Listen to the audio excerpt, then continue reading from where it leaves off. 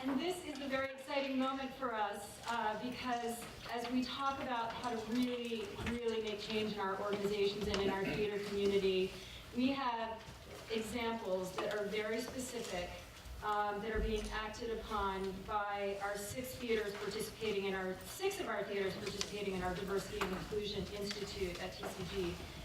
So they are here to talk to you about the progress they're making, take any questions you have, and I'm going to hand it over to Dafina McMillan to take us forward. Thanks, Dafina. Hi, everyone. Day 3. Rocket. So I'm excited to be sitting here with an amazing group of folks, and I was really inspired by the question that was asked yesterday about, we've been doing this for so long, why is this time different? And the responses in the room got a little emotional. And so that's a part of what we're doing today, is moving from the how, the big picture, to why diversity and inclusion, to how this actually happens. So I'm excited to have 6 members, theaters, from the Diversity and Inclusion Institute. Next slide is just a reminder of the collection of 21 organizations that are part of the Institute. And the way this is going to flow, we have 2 hours together, and we wanted to make sure we had enough time for each organization to talk about a specific aspect of what they're working on with their action plans with regard to diversity and inclusion. So we're going to have time for each of them to speak for 5 minutes, each organization to speak for 5 minutes.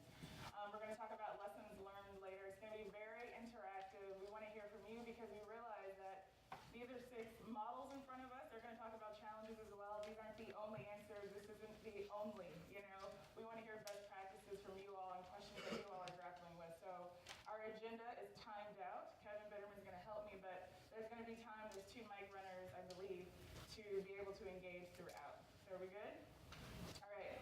So first, just to make sure we all know who everyone is, I've got my list.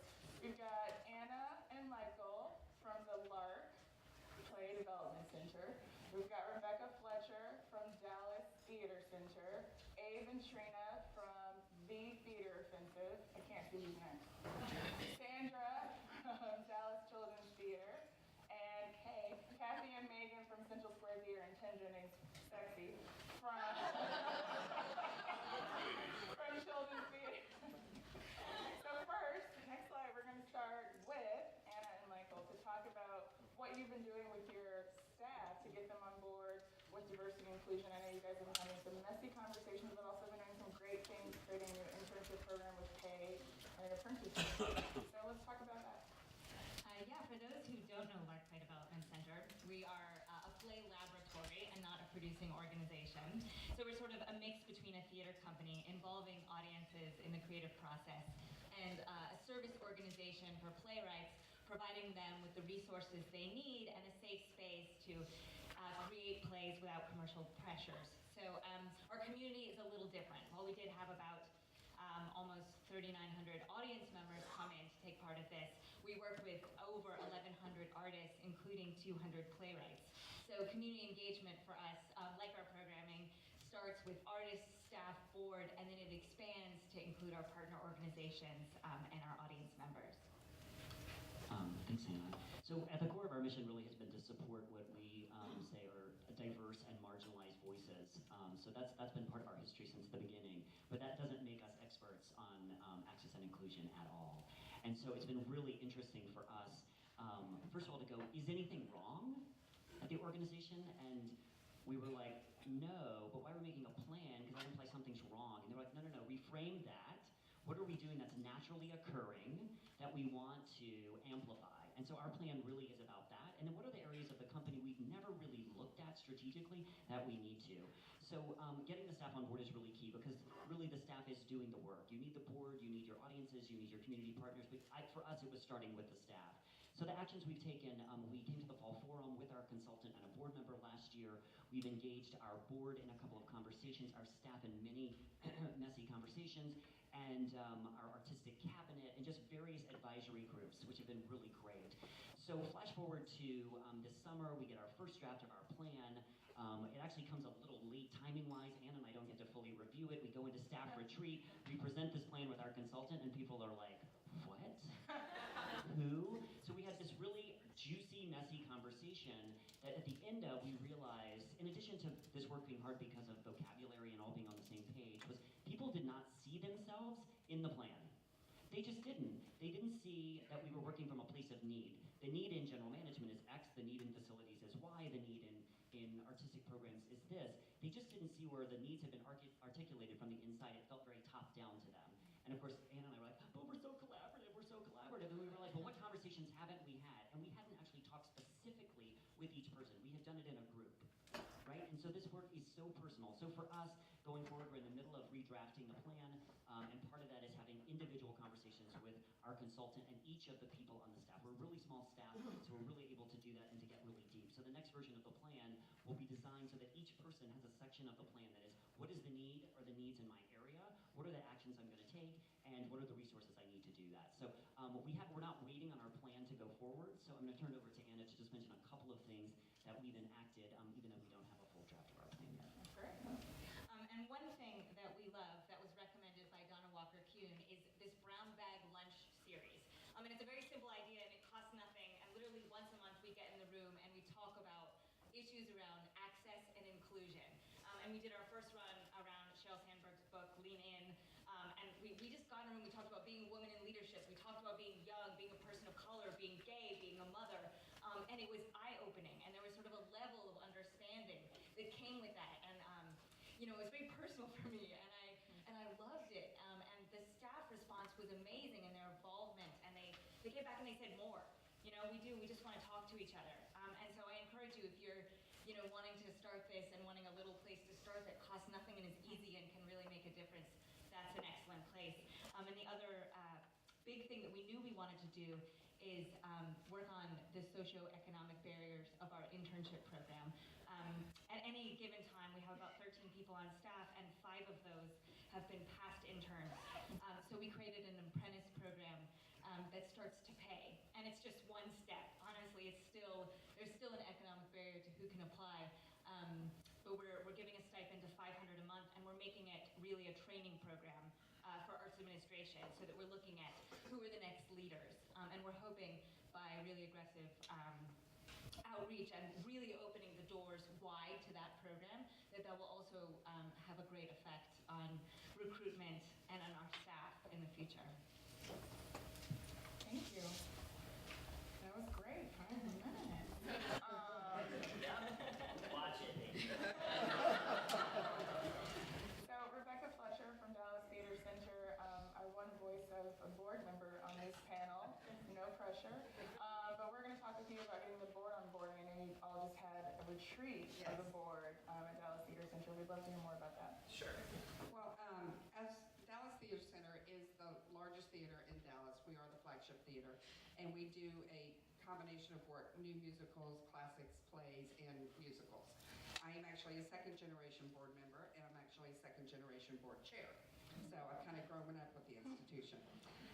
I would say Dallas Theater Center started its diversity and inclusion work kind of organically, actually several years ago. We were at a unique moment in our history where we were looking forward to our 50th anniversary.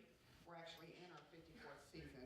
We were going to be moving into a new facility, and we were going to be starting an artistic director search.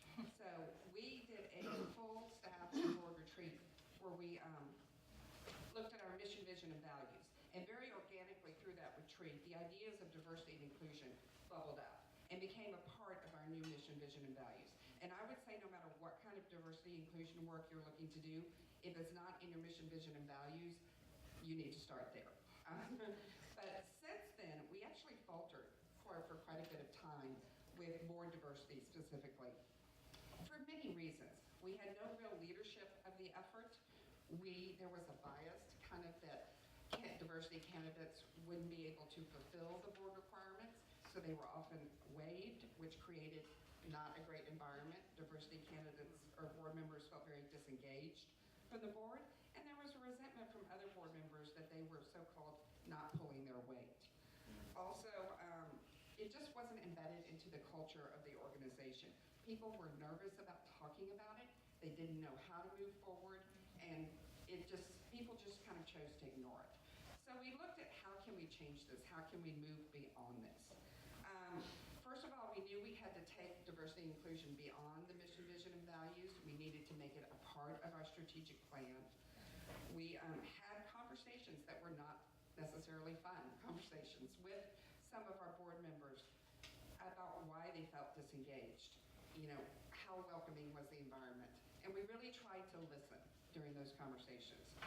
We got our senior leadership of the board really on board to the idea, and then we facilitated and had a second board retreat. And this board retreat, which we just recently did, focused entirely on diversity and inclusion. It was half a day. The big key, and I would highly suggest this, is we hired a professional facilitator who works in the corporate world with diversity and inclusion to come lead us through this retreat. And I would highly recommend that. Basically, the things we tried to do in the retreat were, first of all, we established an environment where people felt safe to have the conversations. There was no blame, pointing, or any of that kind of thing. We educated the board on the why. Y'all have heard a lot about the why we needed to do this work, the economic issues, but also the long-term relevancy of our organization. We defined diversity and inclusion for ourselves, which for us meant many things. It went beyond race. It also meant the gay and lesbian community, reaching out geographically to areas of Dallas that were in the suburbs, and also age. We examined the current state of our board, which I think it was only about 5% diverse, and we took ownership of that and really talked about what didn't work. And we identified a clear path forward. We actually had somebody on board who was willing to step up and lead a board diversity task force. We had him on board before the retreat. We asked him to speak, and we asked for volunteers at that retreat, and we actually got many volunteers, way more than we kind of wanted, because you don't want this group to be too big. So we came out of that retreat with, I think, kind of a light bulb moment for the board. A light switch really went on, and we established this board diversity task force. Their mission is to ensure that the board represents the full richness of the Dallas community and to create an environment that is warm and welcoming and engaging for all. And so they are working on an action plan right now that they will oversee and execute, and they will work in tandem with our board nominating committee. And some of the things they're going to do are to develop a trustee job profile, to set up some guidelines for our trustee development committee to work within. They're going to have conversations with key stakeholders in the communities we would like to reach out to. So it's not about having to find a candidate right away. It's about having the conversation with people that can lead you to the right candidates. They're going to work on creating a working environment that is welcoming and inclusive, and they're going to set some long and short-term goals for the board. The task force, since this retreat, which happened in October, has met 3 times. They are working quite regularly. We've already kind of set some long and short-term goals. We'd like our board to be, in 5 years, to be 30% diverse. So with a 60-member board, that would be 20 people from diversity backgrounds. And in order to reach that goal, we know that each of our next incoming classes needs to be 50% diverse if we're going to change that overall composition. And it really was kind of a light switch for the board. They got engaged. They realized that we were going to be doing this. And I thought it would take quite a while to find some great candidates because we would need to start having those conversations. And actually, people are calling us almost weekly going, I know this great person. I know this other great person. It encouraged people to really sit down with their Rolodexes and figure out who they knew. So we actually have a pool of 20 candidates for 5 spots. So,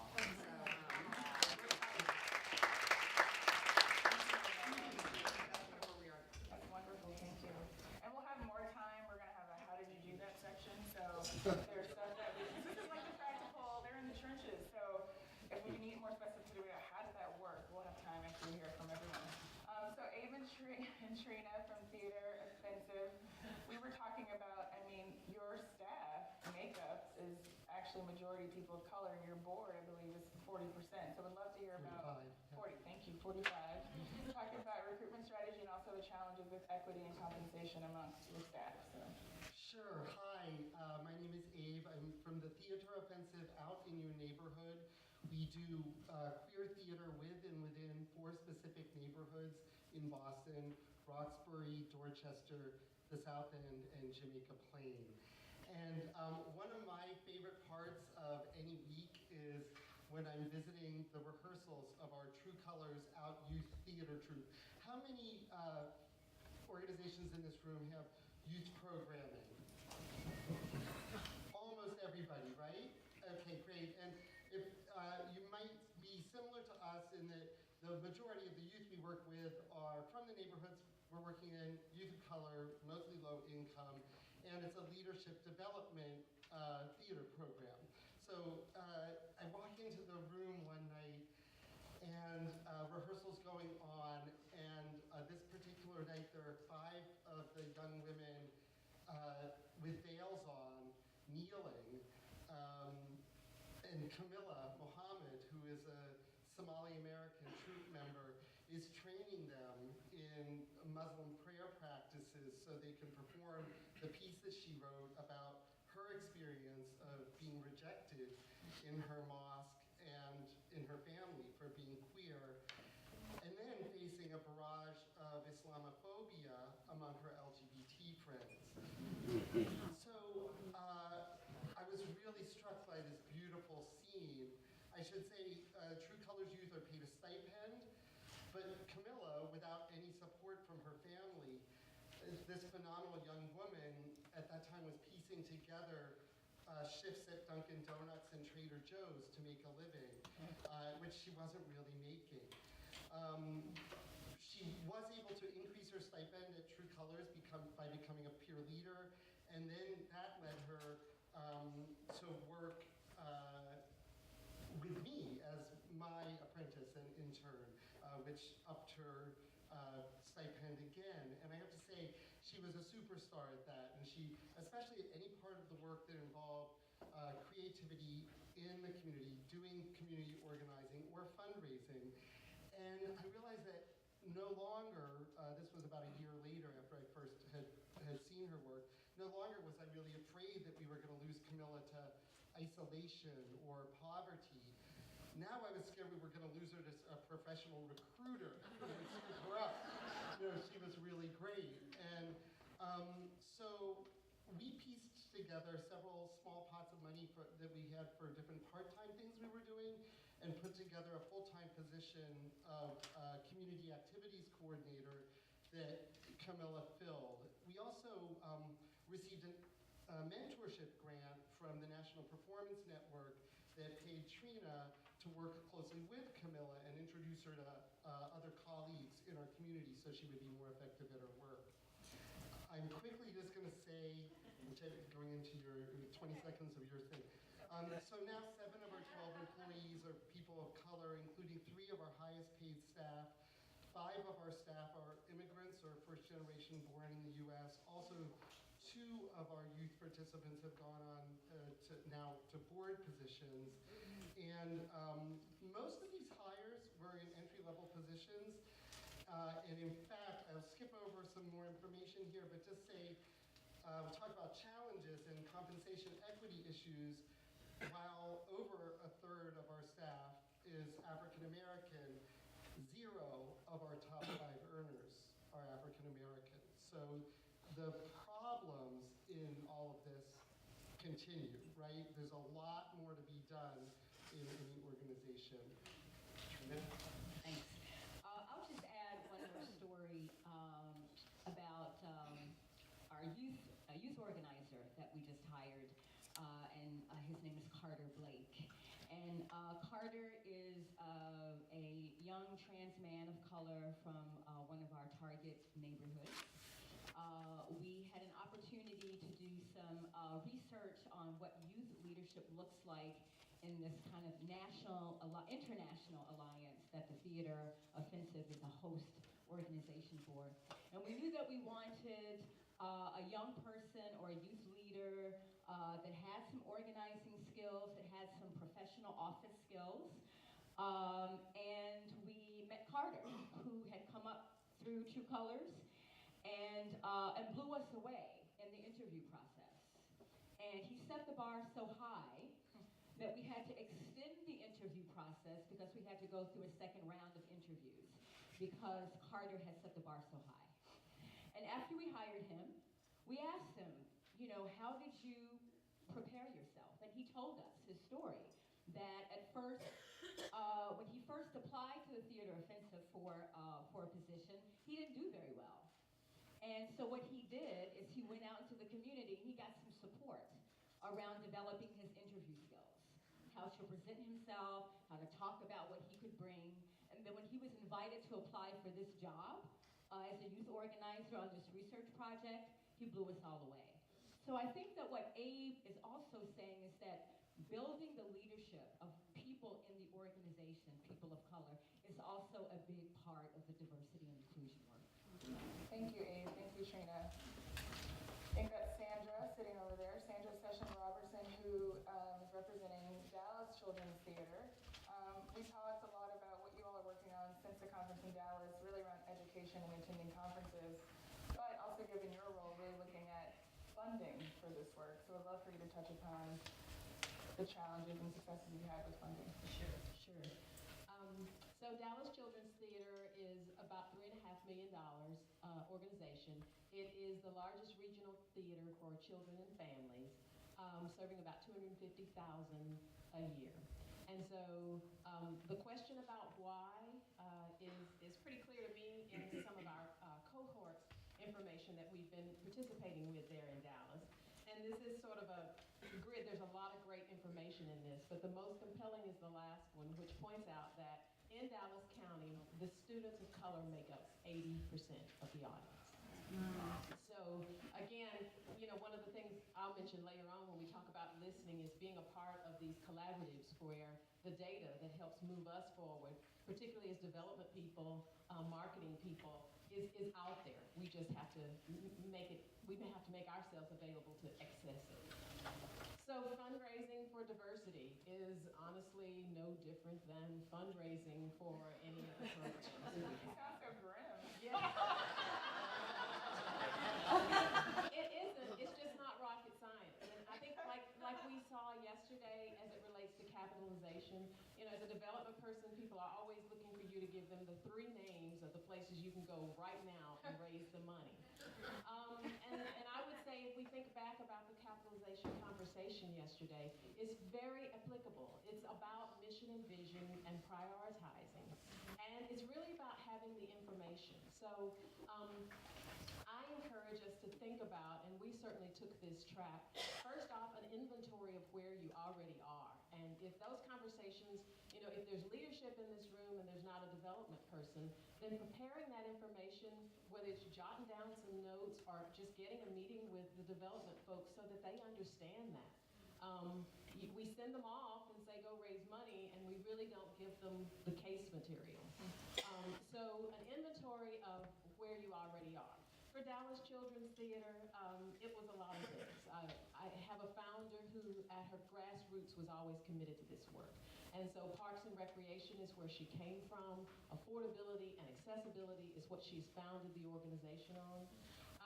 We've done 36 culturally specific shows in our 30-year history. We have what I would consider good relationships with organizations like Latino Cultural Center, El Centro College, but they could be built upon. I wouldn't say, as we discussed, that these were equal relationships. I would argue we benefited more than our partners did. So opportunity to work there. Targeted but not so successful outreach as it related to these productions that we had created. So again, knowing we had opportunities there.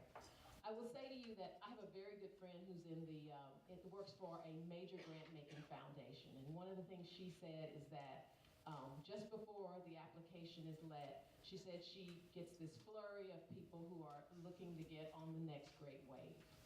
And so her point was that she really doesn't have a lot of tolerance for people who can't at least share, here's what we've tried, or here's really what we are focused on making happen. So that's the next piece of this, is figuring out what you want in terms of the outcomes as it relates to that. Robin also does a symposium every year, and it's called The Baker, named for her father. It's a symposium where creative teachers and others who work with youth come together. And so last year she brought some spoken word folks in.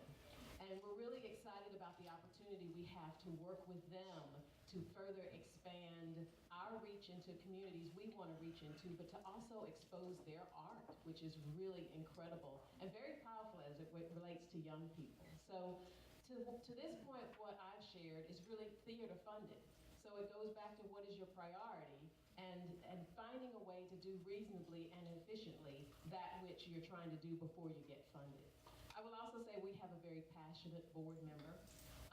And so it's a journey, not a destination, right? It's a marathon, not a sprint.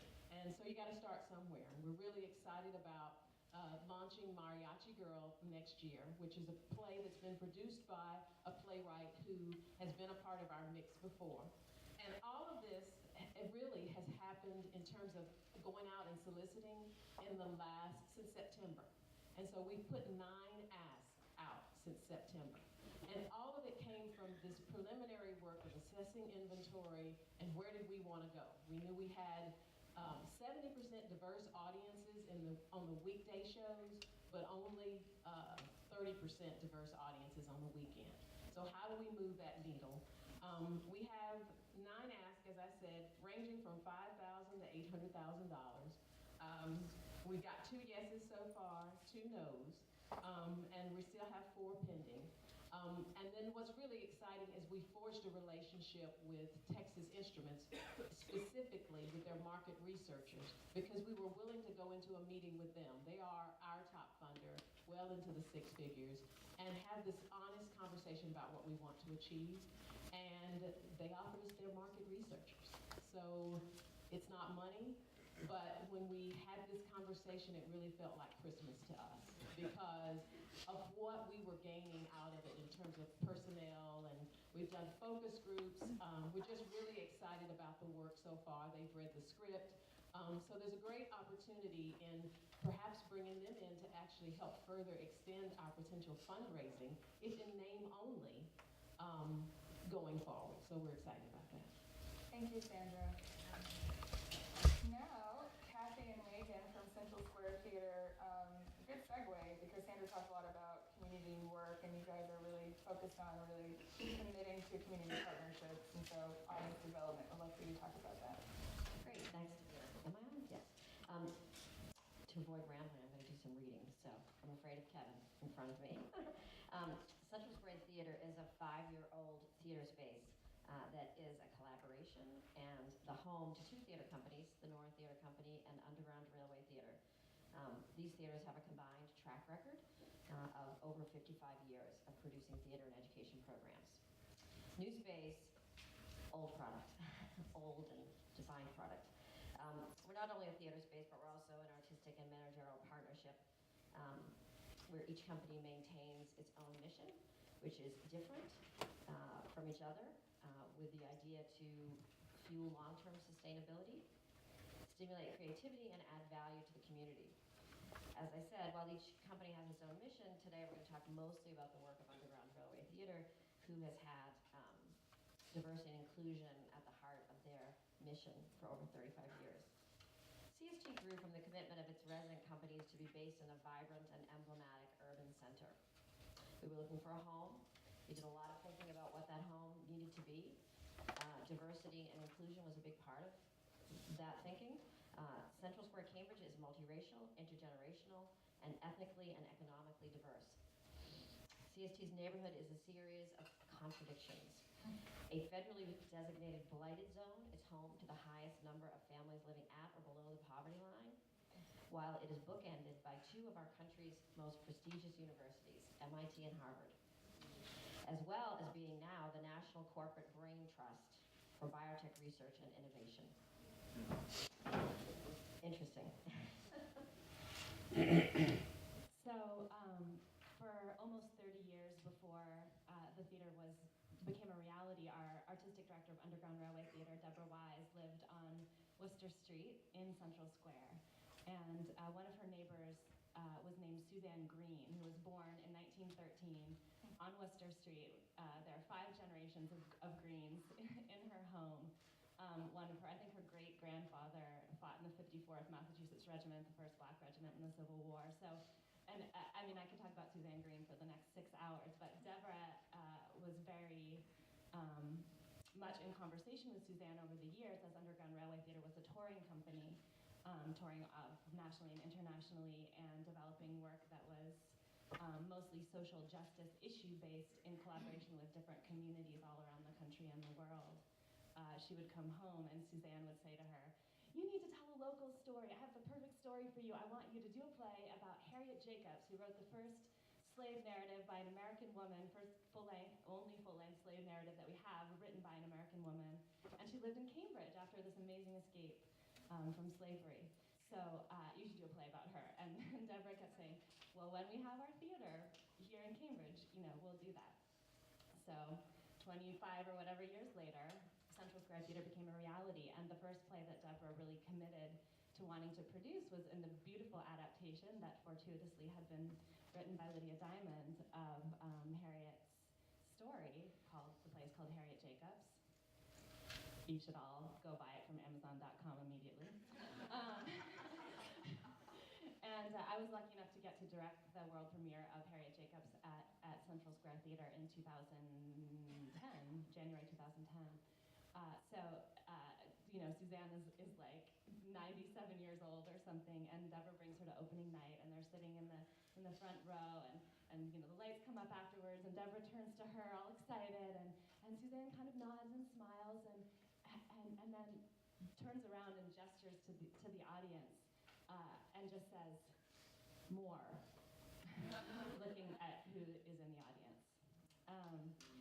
And it was a real moment for Deborah and all of us of, okay, it's not enough to just be in this neighborhood, it's not enough to program this play. What else do we need to do? So one of the things that we did, oh my God, one of the things that we did was write a Future Leaders grant to TCG, which brought me on for 2 years, and we've done a whole series of different initiatives, one of which was around Katori Hall's play The Mountaintop. This past year, a lot of this work was led in collaboration with our amazing board chair, Joan Langcourt. And one of the things that we did was talk to a lot of different organizations in our community about how they felt they were working in the legacy of the civil rights movement, passing the baton, as Katori says in the play. And then we designed all of our pre- and post-show programming in collaboration with community members. And that led to a lot of groups coming in to see the show from the community, as well as just some really cool conversations, one of which was a relationship developed by Joan with Barbara Lewis, who's the director of the Trotter Institute for African American Culture at UMass Boston. And Joan and Barbara talked. We had a great event that Barbara spoke at. Barbara ended up coming onto our board, and then we get involved in a project that Barbara was doing called The Emancipated Century, which was the August Wilson readings of his 10-play cycle.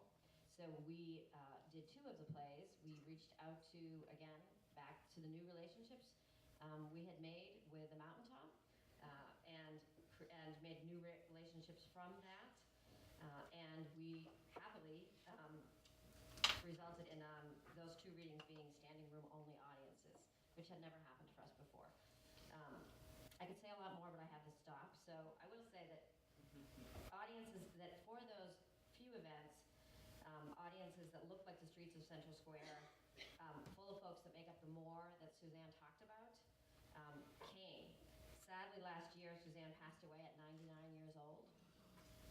We celebrate her, and we celebrate our early successes in diversity and inclusion, and feel empowered to continue on what we know will be a lifelong journey for the theaters. Thank you. Jim Jennings from Children's Theater Company. I would love for you to talk about your Act 1 program, which is really dedicated towards identifying and mitigating real and perceived barriers for participation and thinking about access and measurement of audiences. So, absolutely. Thank you. So Children's Theater Company is the largest theater for young people and families in North America and likely at this point the world, thanks to grant reductions in Europe. We have an $11.1.5 million budget. We produce a very full season of plays that range from Broadway shows to a lot of original And this work has been going on forever. Theater for Young Audiences is, as a field, is dedicated to social change at some base root. And so a lot of the folks who do that work in this room and around the country have been doing robust work on their stages for a long time. That said, we, during a strategic planning process that I joined in 2 years ago when I joined the company, one of the things that we really commit to is excellence, and we realized that without being a more diverse organization on our board, on our staff, with our artists, with our playwrights, in our community, we could not be excellent. So, so that generated a lot of conversation internally and moved us towards thinking about how we're not succeeding. Because we were succeeding in lots of ways. And so out of this institute, frankly, we started to think about how do we put this together in a way that's easy to sustain, that's practical and brandable. And we came up with a program called Act One. And Act One is basically an overarching umbrella program to our work. ACT stands for Access, Connect, Transform. Access, how do we deepen and make easier access for everybody, especially excluded communities? How do we connect in a long way to each of these community partners and not make them come to the Latino play or the gay play and then go away? And how do we therefore transform our organization and in turn transform the community? And Act One means that it's the first step of this process, that there'll be an Act Two and an Act Three and so on. And we identified 4 pillar communities. Those 4 pillar communities were economic access, gender identity, the LGBT community, people of varying cultural and racial backgrounds, and people of varying ability. And so these were all groups we thought at some level were excluded either from theater or from our theater. So we intentionally started moving forward on how do we make progress in each of those areas. And we created 3 committees. We had a diversity and inclusion committee. We've moved away from that. Now we have 3 committees. We have the Act One committee, which is a board committee that oversees this and helps our governance committee with board recruiting. We have an artist and staff committee, which is specifically people from the community that we pull in to challenge us on whether we're doing the work or not. It's really the focus of that is how do we do better? And they ask questions, and we've made a commitment to pay both the artists and the staff for their time when they come to those meetings. And then we also have an audience development committee, which is driven by marketing and our community partners. And we're trying to get some of the other theaters in town to join that process. So there's a couple of folks from other places that we're asking to, again, challenge us on whether we're doing good work in that. So all of that said, it's a robust program, and it's, we've made some really a big headway. We started putting some real priorities on things. We have a full-time acting company of 4 people, and we've just added a 5th, an artist of color named Tracy Allen, who will star in our Cinderella this Christmas season. So that show will generate about $1.5 million in sales, which means she's in front of a lot of people as Cinderella. I think that's the first Black Cinderella that will have been in our Twin Cities area. We're excited about that. We have, again, Peter was asking what are we not doing on our stages, and so our artistic director, and so there was a lot of conversation about how do we reflect in that community.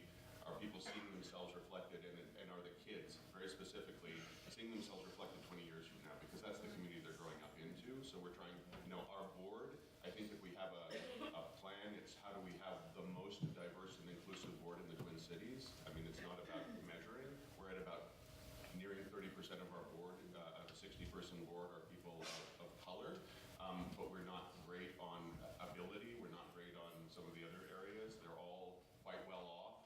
Some of them come from economically challenged backgrounds, but again, that's a conversation. So we've done some really heavy-duty recruiting, and we want that to continue. And measurement, just to sort of touch on that. So we're trying to set a baseline for where we are right now, but with every one of these areas. How many community partners do we have that are long-term? How many? How is our audience broken up? And we have real challenges there because our audience doesn't necessarily answer the question. Their parents do, their gatekeepers do. So when we ask, and I'll give you a great example, when we ask a household to identify whether or not they would consider themselves part of, say, the LGBT or gender identity community, we may or may not get a true answer to that question. And so we're trying to figure out ways to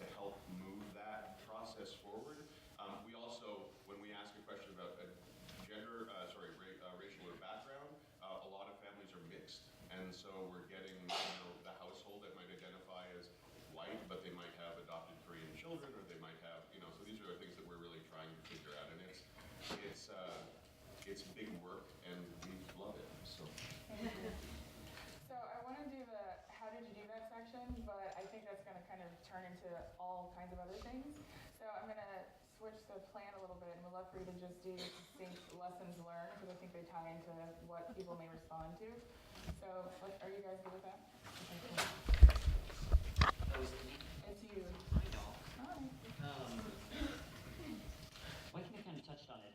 It is really, what we learned at this is about vocabulary and creating some sort of shared vocabulary in a conversation that has so many layers of vocabulary, it's almost impossible.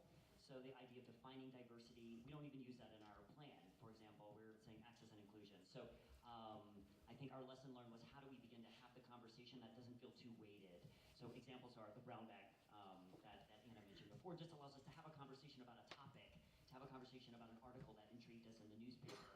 And so instead of going, we're going to talk about diversity and inclusion, we're going to talk about a real life example, something that sparked something that made someone angry. So it's a community conversation rather than sort of the topic of diversity and inclusion. So that's our biggest lesson, is how to create that language in an organic way rather than we're teaching. And because we're not teachers, I'm not a teacher at my organization, I'm an explorer and learner with people. So Thank you. Rebecca? Probably the two biggest lessons in terms of diversifying the board that we've learned is that the leadership of the effort really needs to have a seat at the table. They need to be on your executive committee. They need to be reporting regularly to the board so that you can embed the ideas of diversity and inclusion into your culture. And we felt for us that included having a board diversity task force. A lot of people have, I think, combined this work with their nominating committee. That's a lot of work for the nominating committee to do. So we set up a separate task force that has its own leader that works quite in depth with the nominating committee. The second thing we've learned, a lot of it has to do with board requirements. We went through a period where we were not waiving those requirements for diversity candidates, and as I said, that created quite an era of tokenism and really made candidates feel disengaged and sometimes very insulted and really caused some resentment. And we have gone to no longer doing that. Basically, we found that diversity candidates wanted to be considered for the whole person. They all have something to bring to the table, whether it's an expertise in event planning, whether it's a law firm that can be a sponsor, and that everyone wants to be considered as a whole person and not just because of their skin color or their diverse background. So those were the two real lessons that we learned. Thank you. Abe and or Trina, your lesson learned? So the way we're doing these lessons learned is kind of splitting stuff up. So it's not necessarily the biggest lesson learned overall. But just so you There's know, many lessons, yes. But one that I've been asked to speak about is the role of an artistic director or a leader in this process. And I have to say that it's been a big pleasure for me to be part of all the aspects of this, including we have an anti-racism working group that meets regularly. That's kind of the cool group that everybody wants to be in. It's fun. And so I don't want to miss out on that. But a real step up, step back phenomenon is important, I think, for those of us who are leaders who are taking part in this. It's been very important in that group that I'm present, but I think we learned the hard way that it was important for me to do more listening than talking. I have a microphone. And I would say attached to that anti-racism working group is that one of the lessons is that there needs to be a shared language between everyone at the table about what we're talking about. And I feel like this is one of the deeper works of diversity where it can get stuck when people make assumptions about what someone means or how people are impacted, and that all of that needs to be clear and laid out on the table so that real deep relationship building can really happen and leadership can really emerge. And I feel like this is a really critical step in the diversity and inclusion process, is having those much deeper conversations that facilitate a cultural change within the organization so that it goes beyond just representation and that people feel like, I'm welcome here. This is my organization. Thank you. Yeah, and so I think what Abe just said really about do more listening than talking has been incredibly valuable for us. Like you heard, some of us have done some semblance of this work over time, and so that's the power of this institute, is to be able to look down a list of people and know that the colleague in Minneapolis is working on this and has been working on it for 3 years. I mean, didn't just start 4 months ago. And I was able to call up Deb Girdwood, who's very involved in this access program, and ask her some very candid, tough questions. Okay, how are you managing a $3 ticket? How are you paying the bills and you've got a $3 ticket? What's the criteria for that? I mean, things I might not ask in an open room, but I have the opportunity to have a one-on-one conversation with a colleague. We were talking yesterday about the lack of coherence with the grant funders understanding what we need. And the power we have here is that we're not isolated doing this work. We can share and steal from each other and really benefit. We also in Dallas are just really fortunate that this Dallas Faces Race Conference is going to happen in November of 2014. It's being put on by the Applied Research Center. They actually are officially changed their name now to Race Forward, but it is a website everyone can go to, and there's a ton of great information. So reading and listening and talking to each other, I can't say enough about genuinely, authentically doing it, because these are messy conversations, as we said. And so to have these resources of people who paved the way and help us reframe what the survey question asked, or how we deal with a staff meeting where we're going to present this, I can't say enough about that. Thank you. Yeah, thanks. So I think I want to echo some of what Trina said in terms of we've also found that creating a definition that can be embraced across our organization in terms of what this work means to us, how it's tied to our mission and vision, of course, but also specifically what the stakes are for each member of the staff and each member of the organization.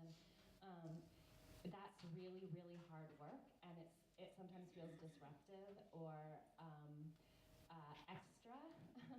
And I think a big challenge for us, and a big sort of, I mean, it's always both sides of the coin, the challenge and the lesson, is that we need to work towards, as we've been saying, diversity being, the diversity and inclusion work being baked into the cake and not being the icing. Right now it feels like the icing sometimes to our staff and to us, and that makes it feel hard, and the second that it starts feeling hard or extra, you're already really in trouble. So I think the question of how you manage your feeling of what your resources are, what your internal resources are, what your collective resources are, and what the conversation is around people's genuine feelings about what of their internal resources they're being asked to spend. It's been, I would say the lesson is that it's okay to think a lot about that and for that to take up a lot of time. And again, the support of the Institute has been amazing, because I think one of the things that Carmen has said and Defina has said that has been the most useful is that disruption will happen. It will be hard. It won't feel good. And so the second that it starts to not feel good, we're like, oh, she said that. Okay. Thank you. So so the area that I got asked to talk about was that we needed to come to grips with the fact that institutional priority and individual priority are not the same thing, and that these areas are always going to vary, and that sustainability in these areas, for somebody who's running along at full speed, at some point they're going to need to stop, and somebody's going to have to pick that up. And that's true of both us and our partners. So, just because you have a great robust relationship with an organization right now doesn't mean that will stay unless somebody's really pushing that. So you have to kind of ebb and flow with this. That may be a good segue to this whole conference, in fact, at some level, is that we're on a flow moment right now, which is great. The other thing that we've really come to grips with is that this needs to be an institutional priority, and that means that sometimes other programs will suffer for this to succeed. So when we decided to bring Tracy on, we needed to basically find something else that was going to be the net difference in cost to making a full-time job for an actor was about $20,000, and we needed to find that $20,000, and we cut from other places to do that. So, so that's an example of making that a priority for us, and I think those two things work pretty well together. Thank you. So we've been doing, that was great, perfect. Sexy. Bringing sexy back this year. So we want to kind of stop talking for a while, and my plan can change, but the plan was that we would have like a 20-minute how did you do that section, so if there's any further clarity for any of the theaters that we could provide that time.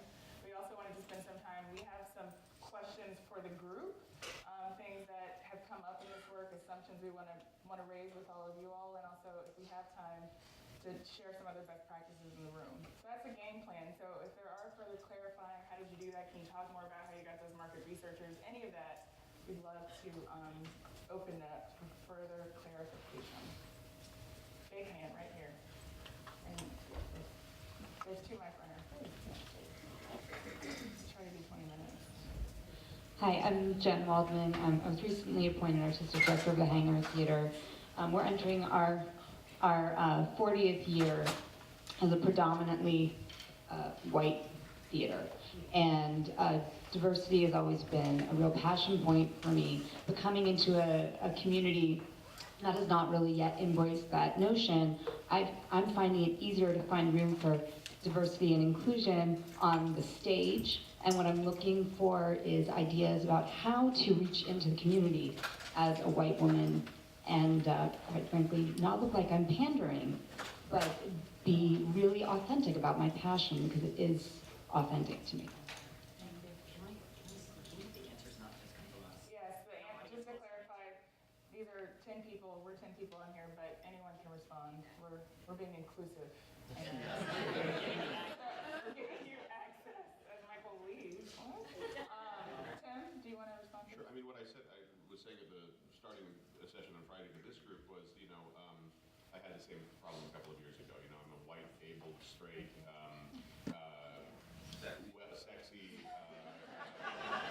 but privileged guy, And so when OSF was doing this work a few years ago, I asked Paul Nicholson directly, how do you do this as with all of those parameters? And his comment was, you are an active ally. You can't be passive. You have to be an active ally to this process and talk robustly and earnestly, and people will buy that. I mean, because if it's true, then I think over time, don't expect it to be immediate, but over time you will develop that reputation. So, I would just add, I think a lot of us can offer very, very, very specific, detailed advice, which we're happy to if you contact us. I also just want to give a shout out. I know not everyone has the ability to maybe hire an additional staff member or bring on a consultant, but TCG has an amazing group called the Young Leaders of Color, and it's a group full of resources of people that would be able to lead this work, help you and all of your theaters figure out how to do this work. And it's last year at the Fall Forum, there was a large contingent of YLC here, and it was pretty inspiring, the conversations that happened. So I'm sure Davina can put you in touch with them. Yes, we can. There are about 80 alum of this YLC program, and we can make sure that we connect you with them and their contact information. And there's information on our website about the program too. Go ahead. I just quickly wanted to say that I think a lot of the success that we have found in this has been when instead of going out to sell something or proselytize about how great we are, we're going out to find out something and ask the community members what they want and what they have to offer that we could take advantage of it, and looking for an equal exchange. And so asking and listening were helpful. Over here. Oh, right here, I think Ty has Hi, I'm Ty Jones, Classical Theater Farland. Tim, right? Yep. All right, I absolutely loved everything you had to say. I loved how very structured and measured you guys were tackling this. However, you did make a comment about how, well, some of the things would have to suffer in order to do this kind of thing. Can you speak a little bit further about that? Sure. So, Did you even put it that way? yeah, well, no, I mean, I don't know that there are always things that ebb and flow in priority, and I would say that right now, for us, that one of the things that we're really focused on is making this work a priority for the institution as So, for instance, if I was making a choice between doing a 2 and 3% COLA increase for my entire staff versus trying to bring on another artist of color or trying to bring in an usher in a wheelchair and making that service work, which we've done both of, then those things became higher on our priority list than meeting, as an example, that difference. So, I mean, so there are priorities. I appreciate the reality of it. I guess, I think I get the feeling that there's a lot of white folks in the room that are like, how do we do this? Especially if I'm like from Rhode Island, right? And I don't have much of a diverse community. And I think some of it is that number one, I think if it isn't as part, access and connected, transforming it isn't part of your core, I don't think you need to be apologetic about that. I think that it's just not part of your core. If you want to make it part of your core, then you can probably see some real results. The other part too is that I don't know if you guys are many or ever in the field of advertising, but I wanted to share this with you. So in the field of advertising, there's an association group. I think it's the Association of Advertisers. I don't know the title, but they all have their conventions. One convention is like a multicultural convention, and then the other convention is like a general market convention. Okay, and the literal name of the general market convention is the Masters. All right, and then the other one is, I kid you not, I'm not joking, and the other one is the multicultural one. And now you're starting to see some pushback from the multicultural saying, look, I want to be invited to the Masters one, because I believe that what's happening now is that there is a new general market. And white folks, you guys are part of that new general market. The old model is one in which all the white folks are over here, then there's the multiculturals over here. But, there's a number, Obama's presidency is a perfect example where a chunk of white folks are right over there with these so-called multiculturals, and it's being labeled as the new general market. Okay, and we need to be able to embrace that in a way. So, I understand the idea about being included, but there's no need to apologize about it. If indeed you're already part of the general market, you know that you're part of that general market, are not looking to block access for other folks, and at the end of the day, embracing where you are. And if it isn't part of your core, it just isn't part of your core. And for me, it means like we need to create our own institutions, and as long as I feel that access isn't blocked for us to build those institutions, it's okay if the Lincoln Center exists and they just keep doing dead white guy plays, and then we do our things where we want to brush off the classics a little bit, and then have folks that are in the 60s and 70s who didn't have an opportunity to get on stages that were people of color and women to do that. I think there's room to exist, and but I really I get this feeling, this overarching feeling, even looking at the attendance today, that white folks tend to feel like that they're not included in that. And you actually are, because this is the way in which it's going to evolve in the coming time. And it isn't about, even the way that some of the language is about, well, look at the population, it's changing, you better change. I mean, I can imagine some people are folks, oh shit, that's pushing us out, But I think that's a real conversation that's okay to have, and understanding that there's a distinction there. I'm not from Rhode Island, but I am from Wisconsin, so it's very. I had a long conversation, and my heart is pounding in my mouth. My name is Brenda DeVita. I'm the new artistic director at American Players Theater outside of Madison, Wisconsin, in Springview, Wisconsin. It's a classical repertory company.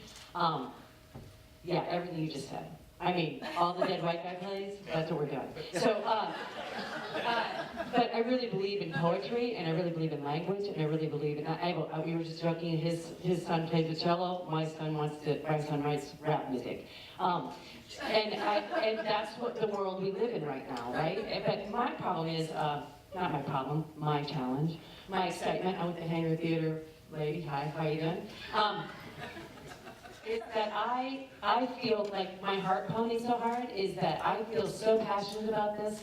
I feel so inept in this regard. I feel as if I have got to open my mouth and be brave and be afraid I'm going to offend without any intention of doing so. Pandering, absolutely. Irrelevant, feeling irrelevant. I'm sorry, I'm just going to put it all out there. And I don't know how to start without starting this way. And saying, I want great actors who believe in poetry, who have the kind of chops I need them to have. We have excellent, the reason we exist is because we have excellent talent. and excellence is everything for us. And I do not know the first step in how to actually make this happen. And in my, You talked, you said out loud. This is the thing. I just gotten. I'm sorry. You're loud already, but I'm loud. No, I just feel like this is. I'm the like white liberal guy who, for the long time, sat on the side being like, if I say anything, what do I know, and where am I coming from, and I have the privilege. Doesn't matter that you're gay in the theater. I mean, all of those things. So I think you did. Except everybody I work with is straight. Anyway, it doesn't matter. I'm changing that. I'm changing that. Well, for the longest time, we've now it's fine. But I think that what you're saying is, I need help. And I think what you said is, I need help, and I'm saying every day, I need help, right? I know what I know, and I don't know a lot of what I don't know. So I think that there are people like Sarah Bellamy from Penumbra and all of I knew you were somewhere here. There are folks who are looking at these issues at the core of what they do, and not that they're not struggling with their own issues, but they're there, and I think the young leaders of color. So I think what you did was publicly say in a group of peers, many of whom may feel that way, to say, I need help. I know you're going to find Hanger Theater lady, as you called her, and then you guys are going to hang out, and you're going to meet with Sarah and meet with other people. So I just want to say thank you for saying that out loud. one other thing I want to make sure I shout out to is, I live in a rural community, and the economic diversity issue in my community, which gets absolutely no play. We have one of the poorest communities outside of our Narrow Theater that struggles every day to feed their kids, literally, and get them to school. And I'd like to shout out that we have a lot of work to do in those communities, regardless of diversification, color, or religion, or anything else. I feel for them, and I think we need to include that in our conversation as well. thank you. Oh, yeah. Hey, I just want to share one reference point and then ask a question. To your question, both of your questions, I want to direct everybody to a website called White Men as Full Diversity Partners. Can you say that again? White Men as Full Diversity Partners. And the website's WMFDP.com, and it really addresses that question. It came out of the corporate sector, a corporate leader, I believe in Seattle, who faced that particular question. How do I engage in this work? And he's done it with major corporations in Portland specifically. Every man who works in the Northwest Natural, who's a major gas company, has to go through this training. So other people have been very thoughtful about it, and we don't have to invent it ourselves, I think. My question, several times I heard we had messy conversations, and we're really engaged. We've been engaged in this work. We're getting more thoughtful and methodical about what it means inside our organization. And where the obstacles lie, where the resistance lies, has been really fascinating and surprising sometimes. And I'm just curious if you could give me more specific examples of, or characterize what those messy conversations looked like. Yeah, Rebecca? I can, from a board perspective, I had to go out and meet with board members who were on our board that were from diverse backgrounds, who were not happy with us, not happy with the environment that we had set up that didn't feel warm and welcoming, and were not, they didn't feel engaged. And you know, you just have to sit and listen and learn, and the conversations get easier. You know, they get less messy because you learn and you take to heart what they're saying, and you make change based on that. So unfortunately, I understand where some of y'all are, where you're kind of a little overwhelmed. I would say when we started this Diversity Institute, I was a little overwhelmed. I think Sarah had to talk me down from the ceiling one moment of just where to begin and how to take steps forward. And you just have to take the first step and have the first conversation, and it gets better each day you go, and you really start seeing a little progress, and it spurs you on. But they are messy, and there's no way around that. Anyone else on the panel? Yeah, I would say some of the conversations we have at the Theater Offensive is about how do we live our values, and so how do you integrate diversity, or in our case, we talk specifically about anti-racism, which is a very particular conversation. How does that play out in how the organization functions every day? What do relationships look like? How does it play out into how we do our outreach? How do we think about planning community activities? How do you live the values? And again, this is where you create the space for those difficult conversations because they only get more difficult the deeper you go, the more difficult they get. So my question is, are you willing to stay at the table? Are you willing to continue the work the more difficult it gets? Because that's when the rubber meets the road, and that's the real opportunity for transformation. And I feel like creating the space for that to happen. So people of color, we've been talking about this a long time. We've been dealing with this a long time. And so for many of us that are working in organizations that are trying to embrace diversity, you know, it's like, we want to see organizations be willing to stay at the table when you're hearing something that makes you uncomfortable, makes you feel guilty. And I don't mean just racial diversity. I'm talking about gender diversity, queer diversity, disability, economic, whatever it is. How willing are you to learn differently from what you think you know? And that is a really deep place to go. Stay there, and I think the potential is incredible. Thank you, Cindy. I just wanted to offer two things. Messy conversations from the staff side. I mean, people start wondering, is everything innuendo for you better get on the bus or get off the bus? You know, and creating that environment where it's okay to come in your office and talk to you about, oh, you just put out an email about everybody taking Spanish lessons because we have no Spanish-speaking person on your staff. Does that mean we all better pay the money to do this? And explaining that it just genuinely came from an organic place and that you're not required to do this, you're not required to do any of this, it's just healthy for us. So that's an example. I would say to the two ladies who are concerned and others who are concerned about going it alone, remember there are people in your community too. So, you know, for us, I have a boss who's done this work for 30 years. She's Caucasian. She worries about that. But what we did is increase our board representation just recently by finding an ally who got our work, a person of color, and asking them to make the invitation.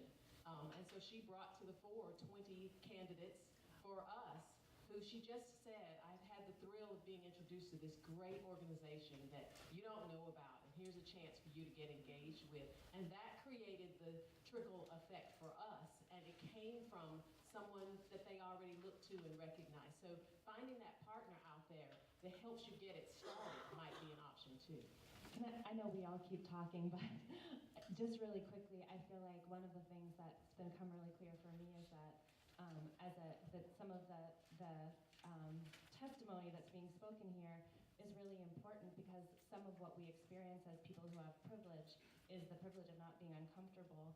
And when you stand up and you say, I'm feeling, wow, this does not feel good, that opens up some trust to have a different kind of conversation.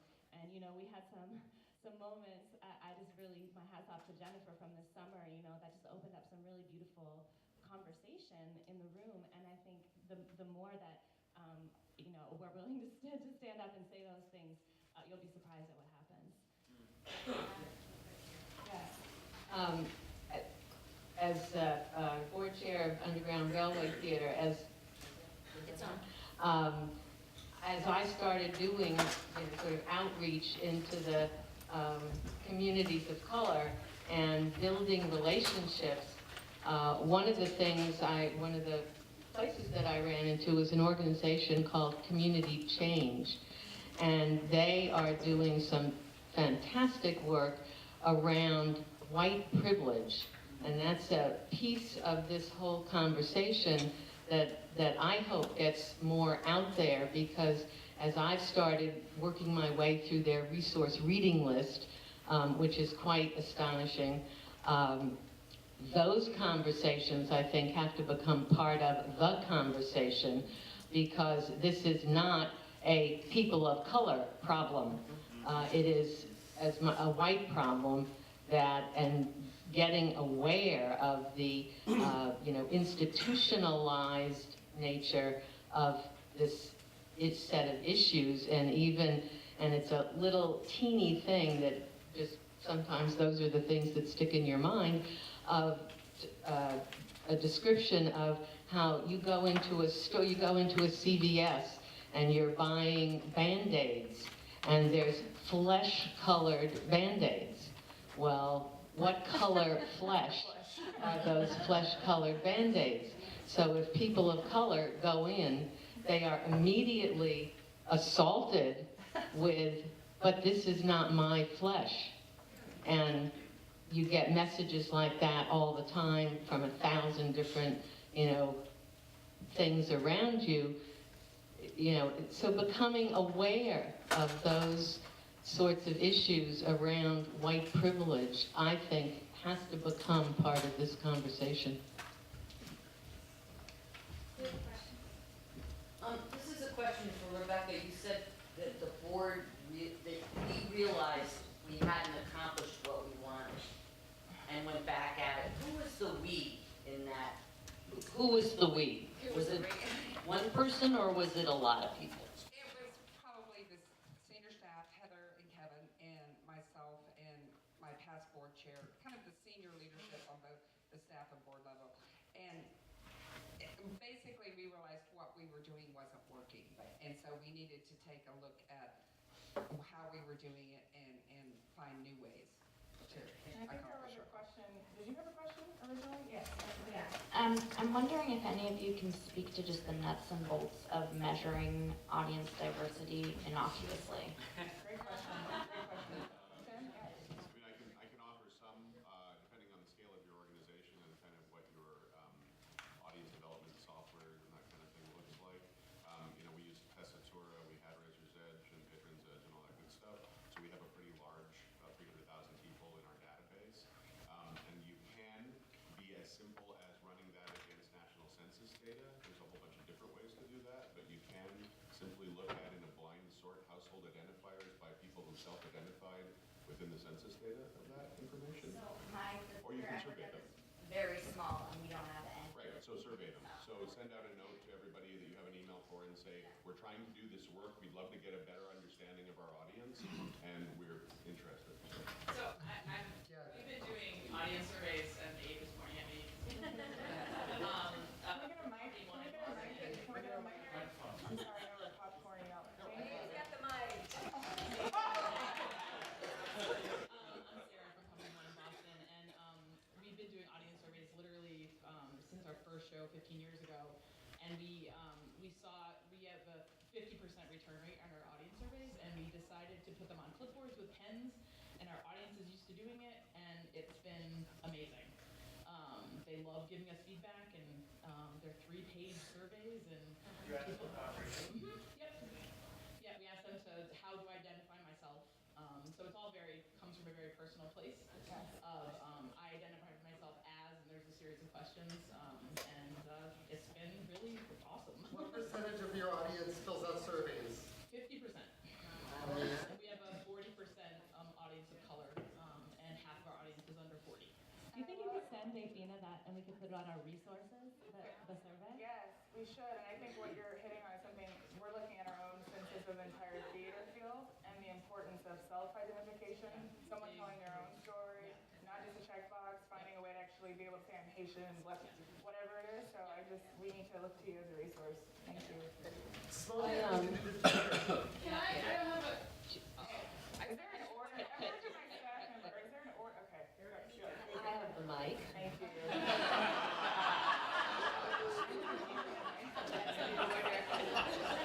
Hi, I'm Nika Cole from the Oregon Shakespeare Festival. So one of the challenges I have as a woman of color in a leadership position is feeling like it's my responsibility to not only educate my colleagues and kind of like bring them up to speed and talk about American history and why we are where we are and all of that, but also feeling like I then am responsible for their feelings about it. And I just have to say, I am personally very passionate about this issue. And on good days, I don't mind walking in and talking about being black. But sometimes I don't want to, right? Like sometimes I just wake up in the morning and I don't want to, and yet I feel like it is my responsibility to carry the conversation, and that is a part of my job description when it is in fact not. So I would like to hear people talk about how do you make sure that it is not the responsibility of the people of color on your staff to A, facilitate the conversation and kind of bring people up to speed? Because I always say, why is it my job to educate people? We live in the same country. The information that I have is not because I'm privy to some secret textbook, right? Like, I've had to be aware of things, and why is it my job? And also, why is it also my job to hold hands and to deal with feelings when on a regular basis there's no one to deal with mine? So how are you dealing with that in your institutions? This is still the how did you do it section, so we're looking at things that have worked. Well, I know from a board perspective, we talked specifically with the candidate board members about our board diversity task force. Some wanted to be involved and some did not, and that's okay. Everybody that's coming on the board now is coming on because of really who they are as a person, not because to fill a diversity slot. They have to have a passion for the theater. They have to love and want to be involved with the theater. They need to be able to fulfill the requirements. Some were very interested in this work and some were not, and that was okay, and we kind of let them participate where they wanted to. But that many were happy to be involved, but many were like, this is not why I wanted to be on this board, to be, your representative on the task force. I wanted to be here because I love theater. So how are you supplementing that conversation then, right? So if it is not those individuals who are helping to shepherd the conversation just because they're people of color, how are you shepherding the conversation? Well, the task force is made up of not just people from diverse backgrounds. It's actually being led by a white male. This was, this is Heather from, and I worked with Rebecca at Dallas Theater Center, but the interesting, when we were working with our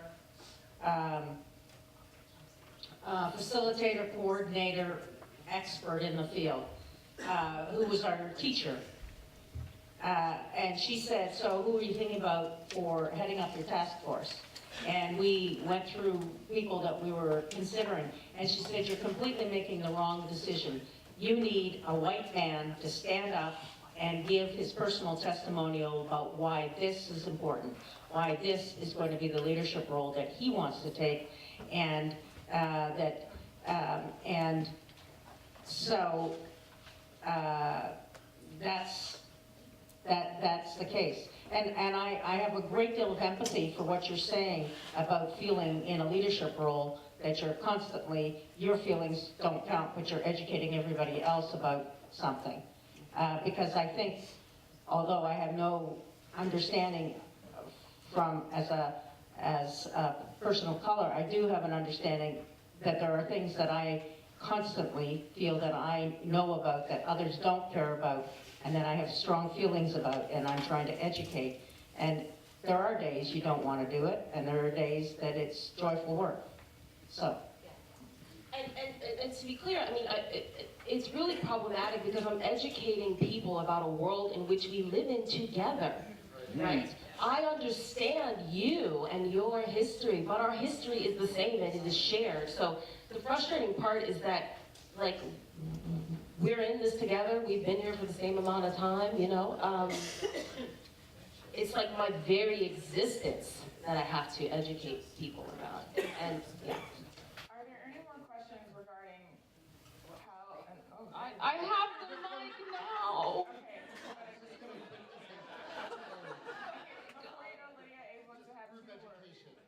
Group education. Yeah. Thank you, Abe. Lydia? No, I just wanted actually to co-sign when Company One was talking and say, I think that they're a wealth of information for everyone to ask the how-to question, because I've been produced by them a few times and I've sat in their audience and I don't think I've ever seen an example of across-the-board economic, gender, race, diversity, and they do it in a way that is also so very seamlessly part of the way they're programming, which seems like an important piece.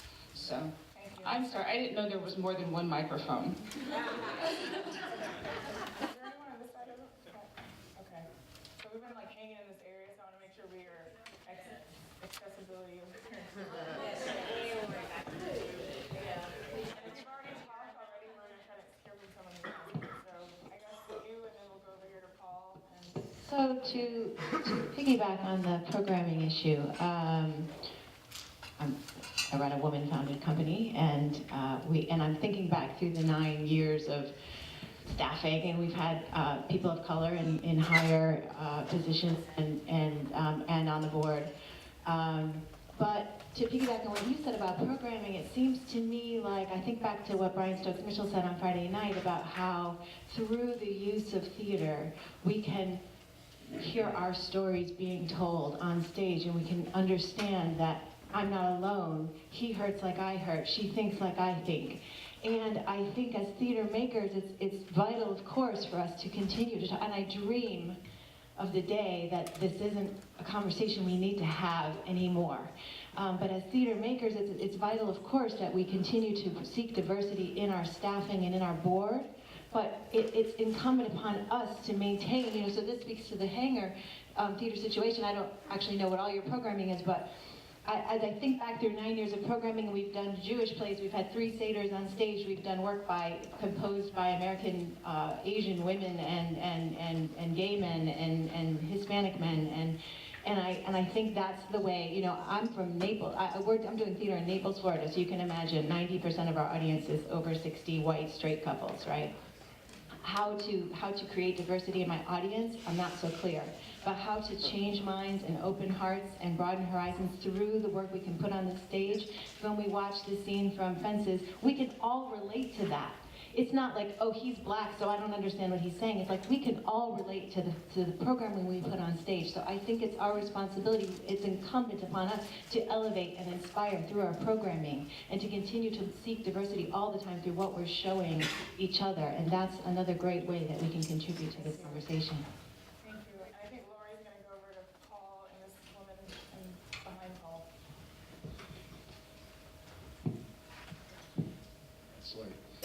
I just want to say, this is more of a comment than a question, but I'm with the Ensemble Studio Theater in New York, and we're one of the 21 theaters participating in the Diversity and Inclusion Institute. And one thing that I've learned in my 6.5 years in our theater, as sort of an aggressive advocate of the diversity and inclusion effort to be made in our theater, has been that I'm in my 50s now, and I've been sort of angry about racism and cultural supremacy since I was a kid. And what I recognize is that as a person in my 50s, my sort of aggressiveness and the language that I'm using has been somewhat outdated, actually.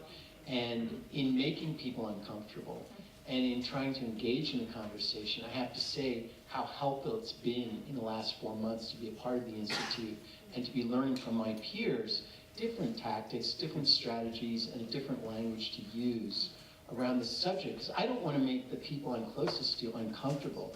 I love the artists in our company. I'm very excited to be a part of our company, very proud to be a part of our company. But at the same time, I need help too. And I think the part about listening, just listening to what people are saying in the room today, and also listening in the meetings that we've had as part of the Institute, has been so tremendously helpful to me, because I'm just learning how to engage in this conversation and sustain it in a different way that is maybe not non-threatening to some people, because some people will inevitably feel put upon in some way if they don't share that passion for change. But it's just been very, very helpful, and I just encourage everyone in the room to take advantage of the resources and our peers who are engaged in this effort and at varying stages of progress in making this effort. And folks that are part of the Institute and not, so all of us are resources in some way. There was a woman from the... Hi everybody, my name is Amanda Dahlheimer Diamond. I'm from Looking Glass in Chicago. I wanted to respond to Nika's question because I wasn't sure that we ever got a response. And I know that there are 2 things that I have been told by friends who are people of color that landed incorrectly at the time, but over the course of a decade have sunk in a way that's been really effective. One is that as a white person, that I need to be the loudest voice in the room, right? That I can't sit back and let people like Nika be the one who's the only voice, right? That I have, because of the privilege that I have, that it is necessary for me to be the loudest voice in the room. or at least be a really loud voice in the room, so I'm not depending on my colleagues of color to be the folks who are making the argument all the time. And the second thing is when about 10 years ago, I presented a paper at the PTO conference, and there were three white women all presenting papers around racism and anti-racism work. And we, at the end, were having a discussion, and there was a woman, a black woman, who said, you know what, I'm just tired of us feeling like we need to shepherd this conversation for you. You guys need to go off and do your work and then come back and talk to us. And at the time, I was like, well, what do you mean? I mean, can't we just talk about this with each other? Isn't that helpful? And upon years of reflection, realizing no, because as, I don't remember your name, Trina maybe? She was like communities of color have been engaged in this conversation for a really long time, and white communities have had the privilege of not having to have the conversation because we're not constantly slapped in the face with it all the time. And so the idea of listening, Abe said listening as opposed to speaking. Like, I have learned so much just by sitting and listening and feeling so uncomfortable and just sitting with that, right? And I think, Mika, one of the things that was really helpful to me was when somebody said, hey, your lack of education is not really my problem. And I think the idea of, as a leader, coming up with a way to be able to say that in a way that can be supportive and educational as opposed to non-constructive and that kind of stuff. There's some delicate language in there, but certainly I know that the charge that was given to me to educate myself and do my work has been transformative. Uncomfortable, but really transformative in a way that I'm very grateful for. And one of the things, I know there's probably a lot of other questions, I just want to put something out here before we run out of time, which usually happens, is Carmen and I have been very vocal about some of the assumptions about the Institute, which is there are 20 organizations, 21 plus TCG, mainly larger institutions that are predominantly white, and knowing that we need to make sure that we're focused on what we can do for theaters of color. There are 4 theaters of color that are part of the Institute: Penumbra, Crossroads, Jubilee Theater, and Academia Theater. There was also a breakfast this morning that Sarah Bellamy facilitated, because I think when we're talking about education and what the role is for theaters of color in this conversation as other theaters look to diversify, when most of these theaters, for example, have been nurturing artists over the years and providing that authenticity. I would love if, Sarah, if you want to kind of say a few words about it. I just want to make sure that gets in the room, and of course we can take other comments that don't address that, but if there's a mic around, I'd love to. I'm gonna steal it from you, but I'll give it back. Well, I think at the risk, I don't want to echo, I don't want to repeat a lot of, this is a great conversation, by the way, and I think it just feels really good. I know it feels awkward, but that's where you want to be. And so I think, just to kind of think about, the role that theaters of color can play in this regard, we were talking a little bit about the fact that Penumbra Theater Company is in its 38th year of continuous production. We were born because Black actors weren't on stages, right? We've been doing this work almost 40 years.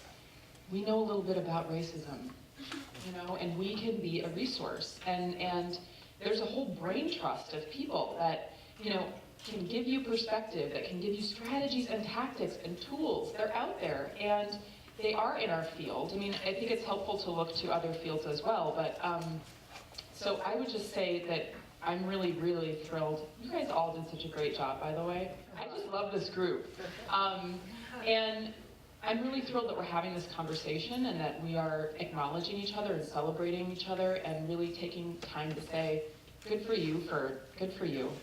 Yeah, totally. I mean, seriously, because there are 10 other people in this space that wanted to say that and didn't. I guarantee it. And, that's, so anyway, I think that's really the important thing to name is that we were born in response to, and Tim, thank you for talking directly about exclusion, because that's the big elephant in the room. We are all talking about access and inclusion, but there's a lot of active exclusion. That's the active piece, and that was, what we were responding to, and I think, so that's really all I want to say. That was terribly inarticulate, I apologize. I might give it that too. Thank you. Sure. Hi, I'm Chris Edwards from Hudson Valley Shakespeare Festival. I just had a question if any of you could speak to, I know in the past, diversity and inclusion, colorblind casting, and all the things have been on the table. I'm wondering if any of your companies are at a place now where you can start to put this into your marketing materials, into publicity. Because I've, in the past, you'll see that these sort of initiatives will take place, but at the end of the day, putting people of color in the major marketing materials becomes problematic because you may alienate other market segments. So I'm just wondering where you all are in that part of the process. It's front and center of our website, it's front and center of our programs, it's front and, it has to be front and center. We made a public, loud commitment to this process as permanent. It needs to be part of that. And, there was really, just to hang on something Sarah was just saying, this Center for Creative Leadership group that we work with American Express here, I was lucky enough to go in one of those at one point, and one of the things they said very loudly was change will never happen when you're happy, comfortable, or angry. It'll only happen when you're uncomfortable. So we all have to get uncomfortable to move that dial forward, right? So it's a great place to be in terms of institutions, any kind of change, but this especially, so. Well, that's such an interesting question because for the theater offensive, it's different because it's already part of our universe. But I feel like there's an underlying assumption there about the universality, whether or not an image of a person of color doesn't have the universality as like an image of a white person. That's a really deep, profound conversation that needs to be part of your diversity and inclusion work. Checking your underlying assumptions that never get named directly. And I feel like that's an example of what I'm talking about. That's a deep conversation where there's an underlying assumption that people absolutely need to uplift in their conversations.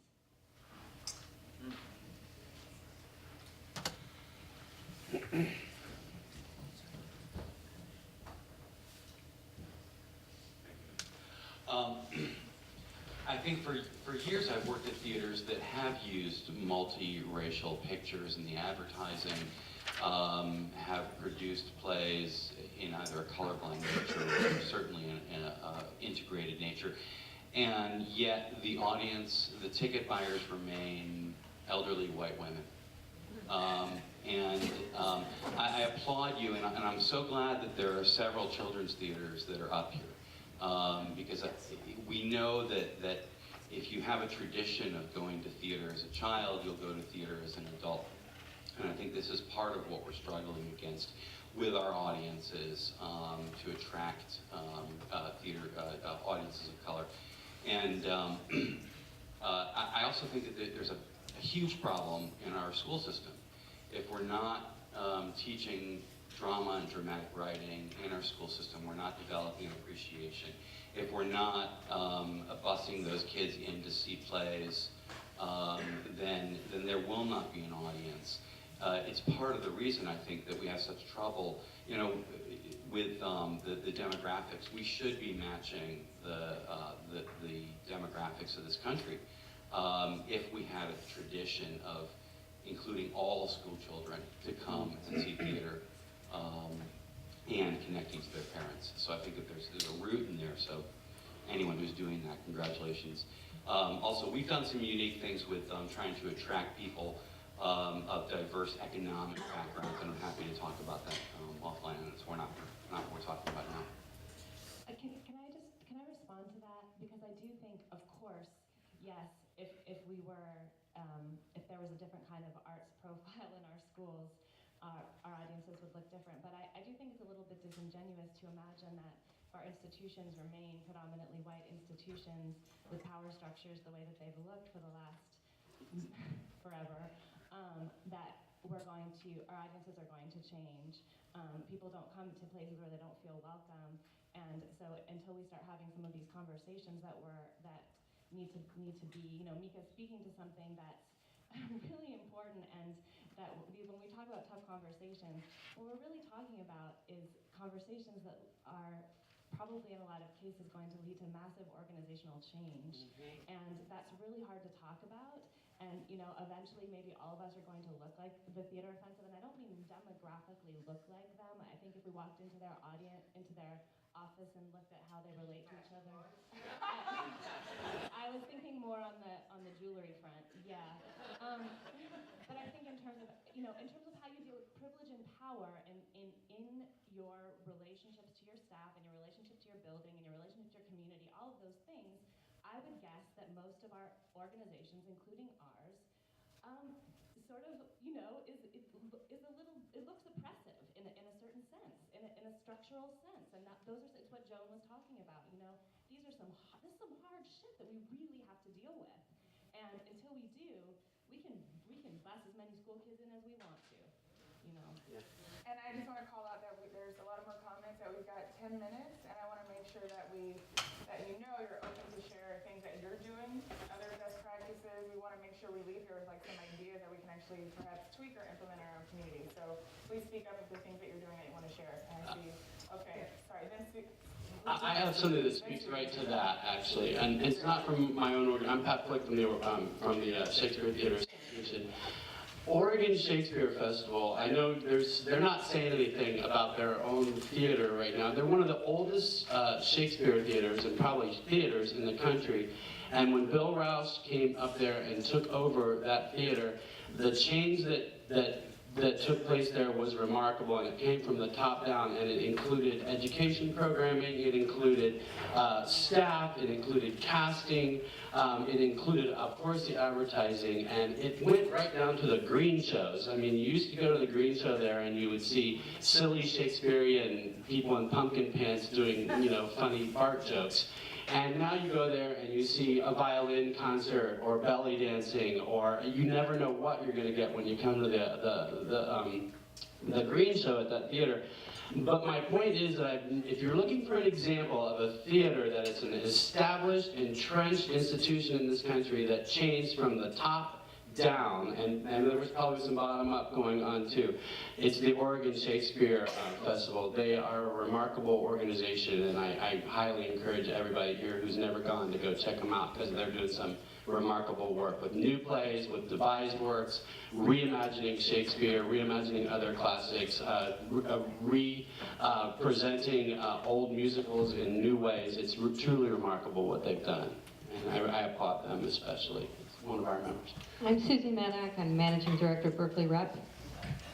And I've been listening to this conversation all morning, and I have to say there is something that I find so spectacularly troubling about this conversation, which is that somebody just mentioned it, that statistic that we heard yesterday, that over 50% of our audiences are female.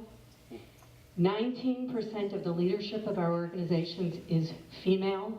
And I want to know why this has not come up as part of a Diversity and Inclusion Institute discussion.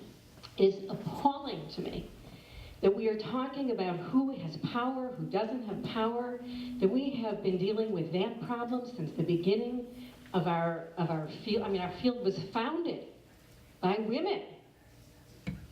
And yet we have an intransigent problem that no one is trying to address. Right on. Thank you.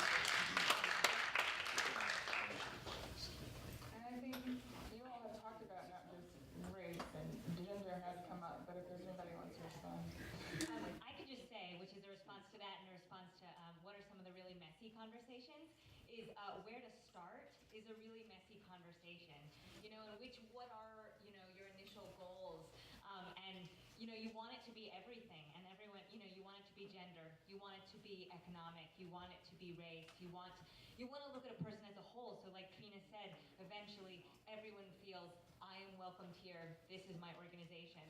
So we're dealing with the exact same struggle at the LARC. I mean, I can say that the reason that we chose not to focus on women specifically was that in that particular case, the majority of our board, the historical leadership of the organization has been female. I think I'm the first male managing director in 3, I think, and Teresa being one of the previous ones. And and our entire production leadership leadership is all women. So for us, that was not the excluded community, and so we made a specific set of choices around that for us. But I think that has to be every single theater looking at themselves and saying, what is our excluded communities, and how do we get better at this? So. I also wanted to say, because I have the privilege of sitting on the TCG board, and we talked a lot about this early on in the planning of how we would attack diversity. And so, for what you're saying, I don't know, but what I do want to say is that it's hard for me sometimes when I hear what you're saying not to feel erased, because as a woman of color, I do feel addressed in conversations about racial diversity. And then when it becomes like, are we talking about racial diversity or are we talking about women? There's an implied, are we talking about white women? I know. I'm not saying that's what you're doing. I'm saying in the spirit of sitting uncomfortably, I'm saying that's sometimes how it lands on me and how I hear it. And a dynamic that we also don't know how to talk about without being uncomfortable, but I want to just say it. And I think one of the philosophies that Carmen and I have been instilling is that each theater is looking at what their own priorities are, and gender has come up, and also the intersections of all areas of difference. You just don't see me and see a black person, you see black, woman, young, whatever you see. So how you have to take a full person in all of who they are. So we're trying to support that philosophy in the institute. And for us, our priorities, and we hated to even do this, but go, where can we put our energies, or race and ethnicity and gender? And so we have very clear benchmarks on what those are. So for us, that is a priority, not necessarily because it's a challenge, actually, but because we see a field challenge in the representation of female playwrights. And as a playwright service organization, we are.